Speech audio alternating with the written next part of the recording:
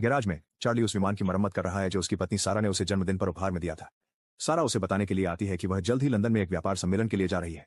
वह उसे फिर से साथ चलने के लिए आमंत्रित करती है, लेकिन चार्ली उसे मना कर देता है क्योंकि उसके पास बहुत काम है। कुछ समय बाद चार्ली सीआईए मुख्यालय पहुंचता है। डिक्रिप्शन और विश्लेषण विभाग के रास्ते में वह उन सभी सुरक्षा स्कैनरों से गुजरता है जिन्हें उसने खुद आविष्कार किया था और अंततः अपने काम पर लग जाता है। अचानक उसे इनक्विलाइन से एक संदेश प्राप्त होता है, एक रहस्यमय व्यक्ति जिसके साथ वह वर्षों से संपर्क में है। हमेशा की तरह उनके पास उसे बेचने के लिए मूल्यवान गुप्त जानकारी है। हालांकि इस बार इनक्विलाइन ने उसे चेतावनी दी है कि ये दस्तावेज सीआईए को खतरे में डाल सकते हैं। चार्ली उनके स्थान का अंदाजा लगाने की कोशिश करता है और कहता है इस्तांबुल, लेकिन इनक्विलाइन उसे टाल देता है। इसके बाद वह सामग्री का विश्लेषण करने पर काम करता है, लेकिन आश्चर्यजनक रूप से उसके जैसा जीनियस व्यक्ति भी कोड को नहीं तोड़ सकता। दोपहर के खाने के बाद चार्ली अपने ऑफिस लौटता है और उसे सारा का फोन आता है जो उसे बताती है कि वह पहले से ही लंदन पहुंच गई है। हालांकि चार्ली को पहले से ही पता है क्योंकि वह उसका पीछा कर रहा था। वे ज्यादा बात नहीं करते क्योंकि वह रहस्यमय दस्तावेजों के पास वापस जाने के लिए बेताब है। चूंकि वह अब भी कोड को नहीं सुलझा पाया है, वह अपना कंप्यूटर प्रतिबंधित क्षेत्र में ले जाता है जहां एक अधिक उन्नत प्रणाली उसे तेजी से प्रगति करने में मदद करती है। उसे थोड़ी देर लगती है, लेकिन वह आखिरकार दस्तावेजों में जानकारी खोलता है जो उसे हैरान कर देती है। ये टॉप सीक्रेट सरकारी फाइलें हैं जो यह प्रकट करती हैं कि एक ड्रोन हमले को आत्मविस्फोट हमले के रूप में प्रस्तुत किया गया और इसे छिपाया गया।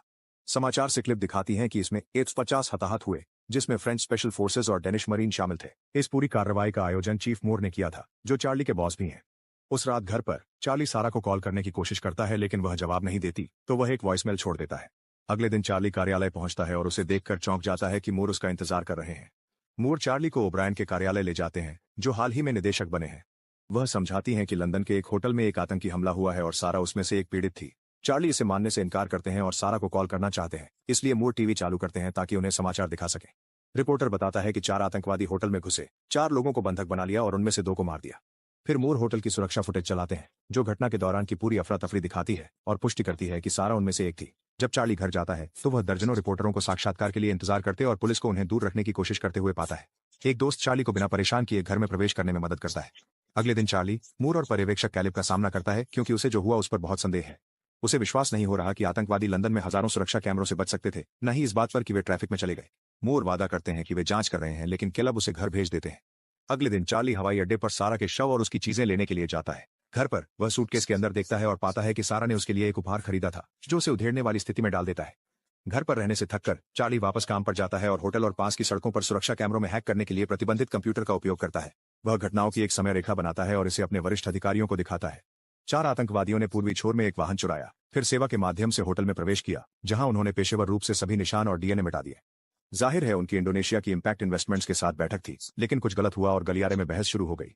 फर्म के सुरक्षा कर्मियों में से एक नाराज हो गया तो एक आतंकवादी ने गोली चला दी, एक गार्ड को मार डाला और दूसरे को गंभीर स्थिति में छोड़ दिया। होटल सुरक्षा को तुरंत सूचित किया गया और उन्होंने पुलिस को बुलाया।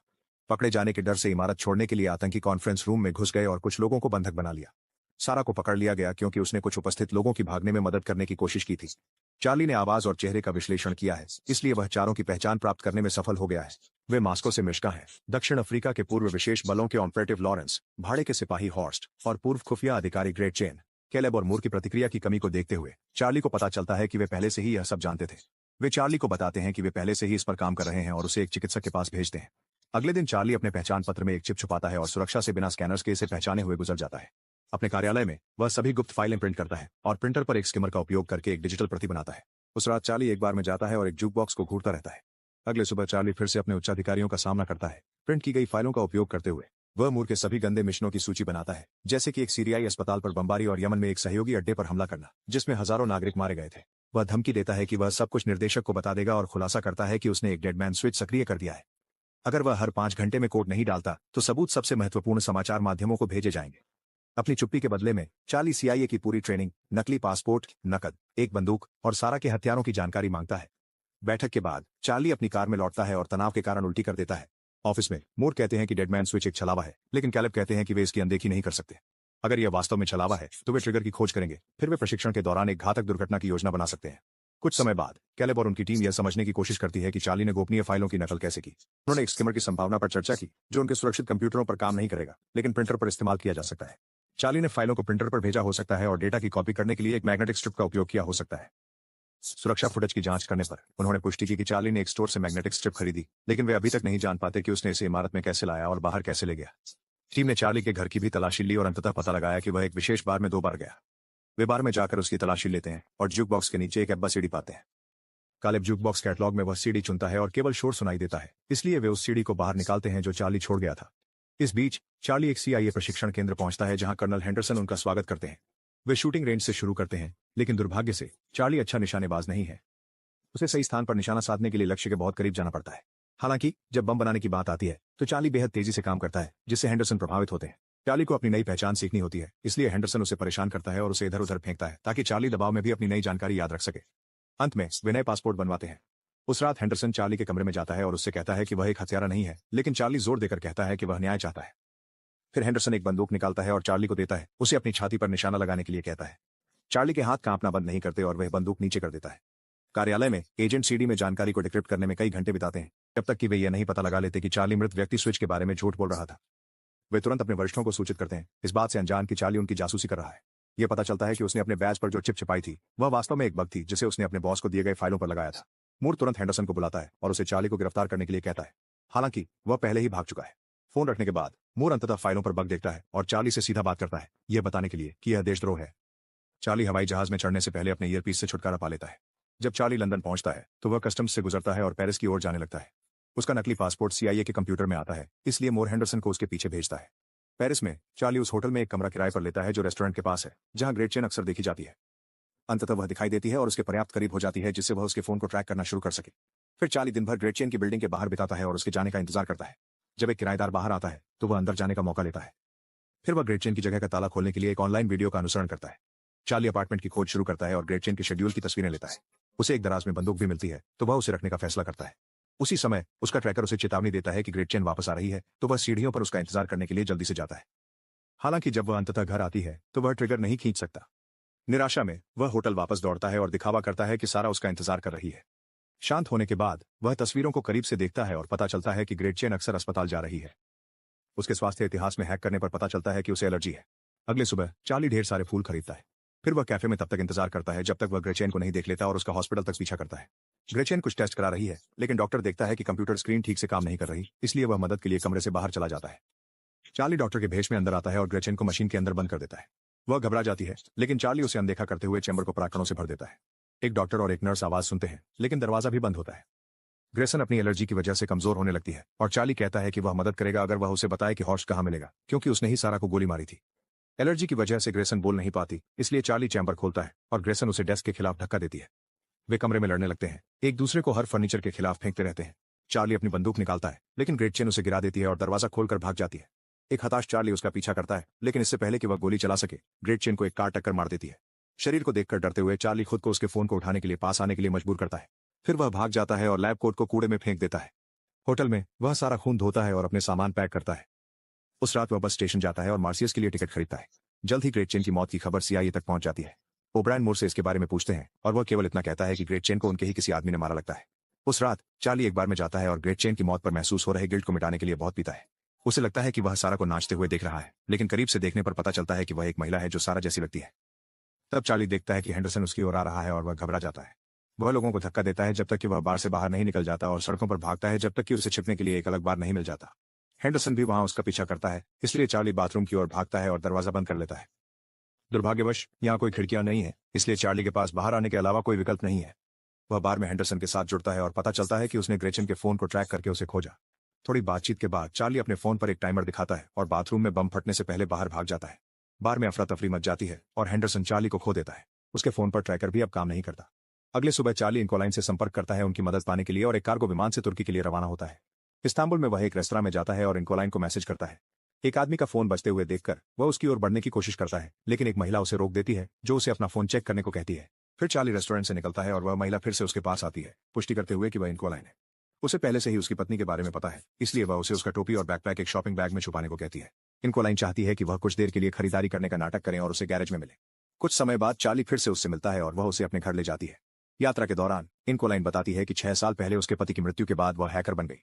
वह CIA का सूत्र था और रूसी खुफिया के लिए काम करता था। वास्तव में वही असली इनकोलाइन था और उसने उसे सब कुछ सिखाया। आधिकारिक कहानी कहती है कि वह गलती से खिड़की से गिर गया। जब वे उसके घर पहुंचते हैं तो इनकोलाइन कहती है कि यही एकमात्र जगह है जहां वह 3 साल से अधिक समय तक रहने में सफल रही है और यह स्वीकार करती है कि वह भागते भागते थक चुकी है। अगर रूसी कभी उसके लिए आते हैं तो उसके पास खुद को मिटाने के लिए एक बंदूक है। फिर वे मामले के बारे में बात करना शुरू करते हैं। हॉर्स्ट भाड़े के सैनिकों को काम पर रखने के लिए जिम्मेदार नेता है। लॉरेंस एक हथियार डीलर है, इसलिए इंक्लिन स्वयंसेवक के रूप में हथियार विक्रेता बनकर उससे संपर्क करने जाती है। आखिरी में मिश्का है, जो अक्सर यात्रा करता है और ऑनलाइन सब कुछ पोस्ट करता है। वे तस्वीरों का ध्यान से निरीक्षण करते हैं और उसके साथ एक महिला को पाते हैं। चेहरे की पहचान उन्हें उसके इंस्टाग्राम अकाउंट तक ले जाती है और वे पुष्टि करते हैं कि वह स्पेन में है। अगले दिन कैलिब अपनी टीम से चार्ली को खोजने के लिए आतंकवादियों पर नजर रखने के लिए कहता है। ओब्रायन मूर से मिलती है और उसे बताती है कि वह चाहती है कि वह बिना उसकी अनुमति के ब्लैक ऑन ऐप्स न चलाए। मूर कहता है कि उसके पूर्ववर्ती ने उसे वही भाषण दिया था, इसलिए वह उसे वही बात कहेगा जो उसने तब कही थी। उसे उसका पूरा समर्थन है। बैठक के बाद ओब्रायन अपनी गाड़ी में बैठती है और उसका सहायक उसे स्पेन में हेंडरसन की एक तस्वीर दिखाता है। यह पुष्टि हो जाती है कि मूर ने उसे भेजा, इसलिए ओब्रायन अपने एक एजेंट को उसके पीछे भेजती है। इस बीच चार्ली और इंक्लिन होटल की सुरक्षा कैमरों को हैक करके मिश्र को ढूंढ लेते हैं। फिर चार्ली मैड्रिड जाता है और उसी होटल में ठहरता है। वह जानता है कि मिश्का को उन छतों द्वारा जुड़े भवनों के बीच के स्विमिंग पूल में तैरना पसंद है। उसी समय हेंडरसन चार्ली का पीछा करते हुए उस क्षेत्र में आ जाता है। अगले दिन चार्ली एक उपकरण बनाना शुरू करता है जो उसे मिश्का को पकड़ने में मदद करेगा और उसे होटल के अंदर छुपा देता है। बाद में वह मिश्का का पीछा करते हुए बार पहुंचता है। लॉबी में हेंडरसन से अनजान चार्ली बार में एक संदिग्ध आदमी को देखता है और समझता है कि उसने उसे पहले भी देखा है, जिसका मतलब है कि वह उसका पीछा कर रहा है। वह अपने ईयरपीस के जरिए इनक्वालाइन को बताता है, इसलिए वह उसके चेहरे को खोजती है और पुष्टि करती है कि वह एक सीआईए एजेंट है। वह कैमरे पर हेंडरसन को भी देखती है और चार्ली से योजना को रद्द करने के लिए कहती है, लेकिन वह योजना पर कायम रहना चाहता है। जब मिश्का पूल में जाता है तो चार्ली उससे पूछता है कि हॉर्स्ट कहाँ मिलेगा। यदि वह नहीं बताता तो पूल नष्ट हो जाएगा। मिश्का उस पर विश्वास नहीं करता और तैरने लगता है। तभी चार्ली एक बटन दबाता है और कांच में दरार पड़ने लगती है। एक हताश मिश्का तेजी से तैरने लगता है, लेकिन बहुत देर हो चुकी है। कांच टूट जाता है और वह अपनी मृत्यु के लिए गिर जाता है, जबकि पानी सड़क पर फैल जाता है। फिर इनक्वालाइन चार्ली को चेतावनी देती है कि हेंडरसन और दूसरा एजेंट करीब आ रहे हैं और उसे दिशा निर्देश देती है। पीछा शुरू होता है और हेंडरसन उसे लगभग पकड़ लेता है, लेकिन उसी समय दूसरा एजेंट भी हमला करता है। वह आदमी हेंडरसन को धक्का देता है और वे लॉन्ड्री रूम में लड़ने लगते हैं। चार्ली देखता है कि वे एक दूसरे को कमरे में इधर उधर फेंकते रहते हैं और हेंडरसन उस आदमी का सिर वॉशिंग मशीन के अंदर डाल देता है। एजेंट बंदूक निकालता है और हेंडरसन को गोली मारता है। तभी वह बंदूक छीन लेता है और उसे वापस गोली मार देता है। फिर चार्ली अंदर आता है और सोचता है कि क्या उसे उनकी मदद करनी चाहिए, लेकिन इनक्वालाइन उसे भागने की याद दिलाती है। अगले दिन ओब्रायन मूर को अपने कार्यालय में लाती है और चार्ली के बारे में पूछती है। मूर कहती है कि वह शोक अवकाश पर है और वह उसे जाने देती है। इससे पहले वह खुलासा करती है कि उसके पास होटल की फुटेज है। इस बीच कालेब और उसकी टीम वही फुटेज देखती है और महसूस करती है कि चार्ली की मदद की गई थी। वे चार्ली की एन्क्रिप्टेड चैट्स को देखते हैं और अंत में इनक्वालिन के संदेशों को ढूंढ लेते हैं। लंबे खोज के बाद वे इनक्वालिन नामक मृत एजेंट की फाइल खोज निकालते हैं और अनुमान लगाते हैं कि उसकी पत्नी ने उसकी जगह ले ली होगी। उस रात चार्ली और इनक्वालिन सिर्फ साथ रहने के लिए एक दूसरे के पास सोने के लिए सहमत होते हैं। हालांकि वे इनक्वालाइन के पक्षी की चीख से जाग जाते हैं और सुरक्षा कैमरों पर कई एजेंट्स को आते हुए देखते हैं। दोनों तुरंत दीवार में एक छिपी हुई सुरंग से भागते हैं और जब वे बाहर निकलते हैं तो चार्ली आकाश में एक ड्रोन देखता है। एक अन्य इमारत में छिपते हुए दोनों आगे बढ़ने में कामयाब होते हैं और एजेंट्स के घर में घुसने से ठीक पहले मोहल्ले को छोड़ देते हैं। कंप्यूटर पहले से ही सभी फाइलें हटा रहा है, इसलिए उनके लिए कुछ नहीं बचा है। समुद्र तट पर दौड़ने के बाद वह दोनों इनक्विलिन की कार तक पहुंचते हैं और उन्हें ड्रोन द्वारा देखा जाता है। जल्द ही एजेंट्स उनके पीछे गोलाबारी करते हुए आते हैं, यहां तक कि नाव पर उनका पीछा करते हैं। लंबे पीछा करने के बाद एजेंट्स कार को इतना नुकसान पहुंचाते हैं कि वह रुक जाती है और इनक्विलाइन गंभीर रूप से घायल हो जाती है। चार्ली के पास कोई विकल्प नहीं है सिवाय इसके कि वह शरीर को दूसरी सीट पर धकेल दे और गाड़ी चलाना शुरू कर दे ताकि वह अंततः अपने पीछा करने वालों को खो सके। बाद में वह कार को गैराज में छोड़ देता है और इनक्विलाइन को अलविदा चूमता है। अगले दिन चार्ली लॉरेंस से संपर्क करता है और एक हथियार डीलर होने का नाटक करता है ताकि एक बैठक की व्यवस्था कर सके।